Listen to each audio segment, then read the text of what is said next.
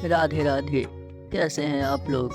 कल हमने साथ में गोवर्धन बड़ी मार्ग परिक्रमा को कंप्लीट किया था और आज इस वीडियो में गोवर्धन की हम छोटी परिक्रमा करने वाले हैं। तो चलिए चलते हैं और करते हैं वीडियो को शुरू। इस छोटी मार्ग पर भी आपको हमेशा बहुत ही ज़्यादा भीड़ देखने के लिए मिलेगा।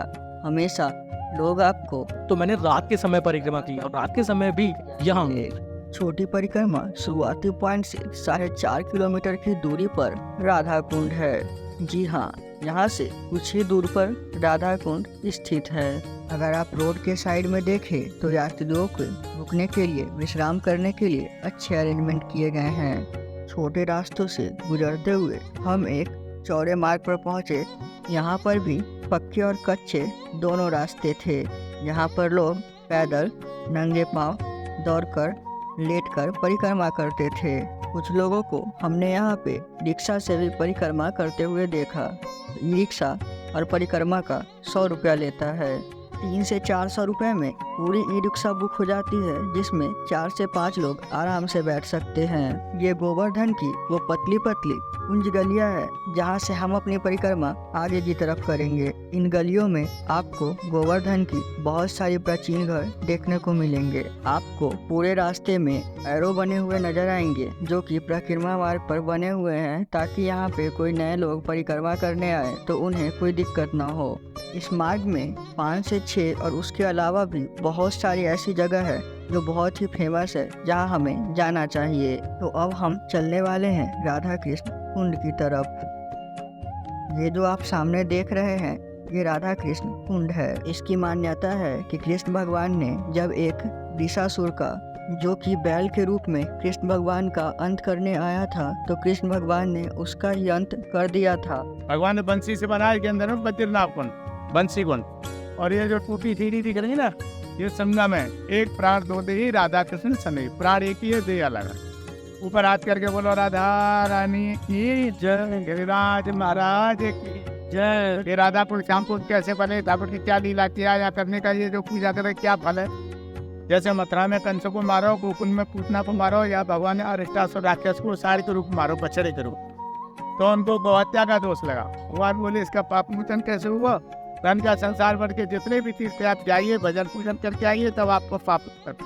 भगवान का वृंदावन प्रत्यक्षम पासने कम न रक्षा में। वृंदावन धाम को छोड़ करके एक भी वादिदा को सारे तीर्थों को यहीं पे बुला दी। तो कब बुलाया, अहो अश्विन वाले रात्रि के 12 बजे भगवान को सभी तीर्थन को आह्वान करो। भगवान ने स्नान कराया, तब उनका पाप कर हुआ। तब राजा रानी ने चंदन से लीला करी, कुछ नहीं था, या चंदन का असली कुंड वही है। कंगन से बनाया कंकन कुंड, भगवान ने बंसी से बनाया बद्रीनाथ कुंड। तब राजा ने आशीर्वाद दिया, जो मेरे कुंड में भजन पूजन करे 1 साल के अंदर ठीक बहुत बात हुई। तो वही अष्टमी का उसी समय से हर साल मेला लगता है। लाखों जोड़े स्नान करते हैं और कोई कामना जरूर मांग के जाते हैं, 1 साल के अंदर पूरी होती है, अगर विश्वास वाली बात। और नहीं है तो इतने आते हैं।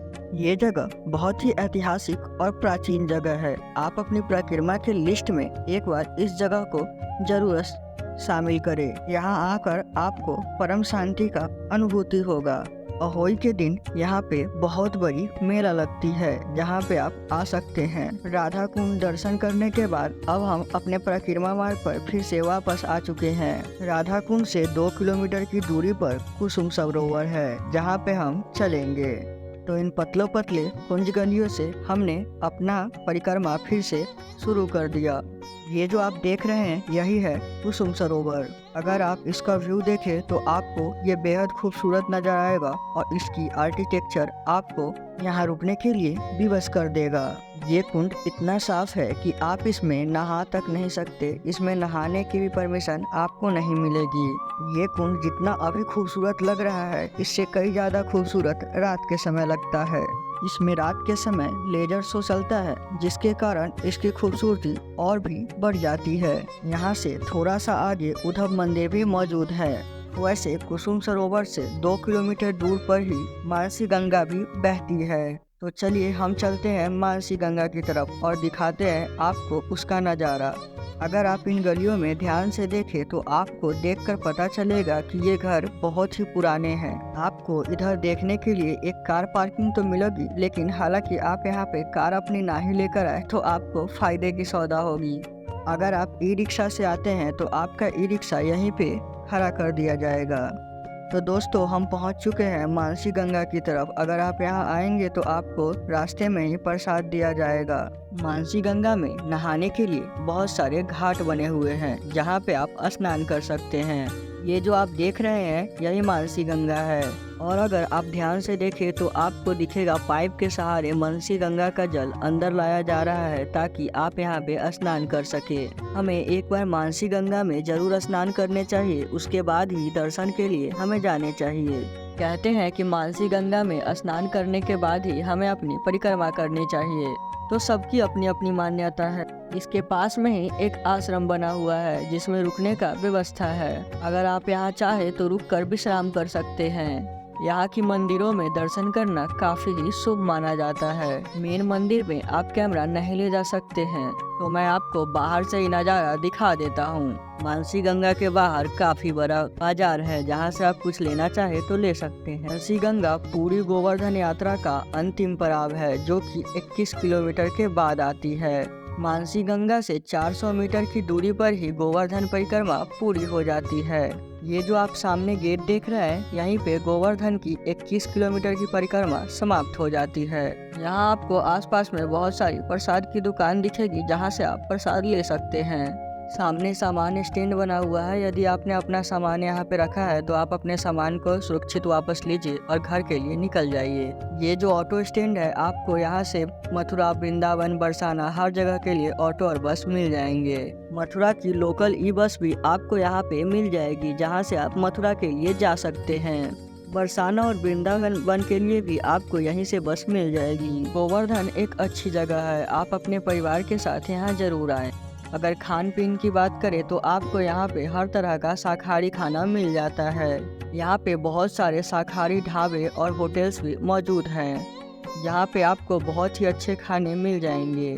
कभी कभी यहाँ पे भंडारों का आयोजन भी किया जाता है ताकि पूरी परिक्रमा समाप्त करने के बाद लोग यहाँ पे आकर कुछ खा पी सके। और अगर आपका मन हो तो शाम के समय यहाँ के बाज़ारों में घूमने के लिए निकल जाइए, या फिर आप शाम में मथुरा के लिए निकल के सीधे अपने घर के लिए रेलवे स्टेशन से ट्रेन पकड़कर घर जा सकते हैं। तो दोस्तों, मिलते हैं एक नई जगह पे। आप लोग कमेंट में हमें बताइए कि अगली जगह हम आपसे कहाँ मिले, और हमें कमेंट में बताइए कि आपका प्यार हमें कहाँ से मिल रहा है। और साथ ही चैनल को सब्सक्राइब कर लीजिए। राधे राधे।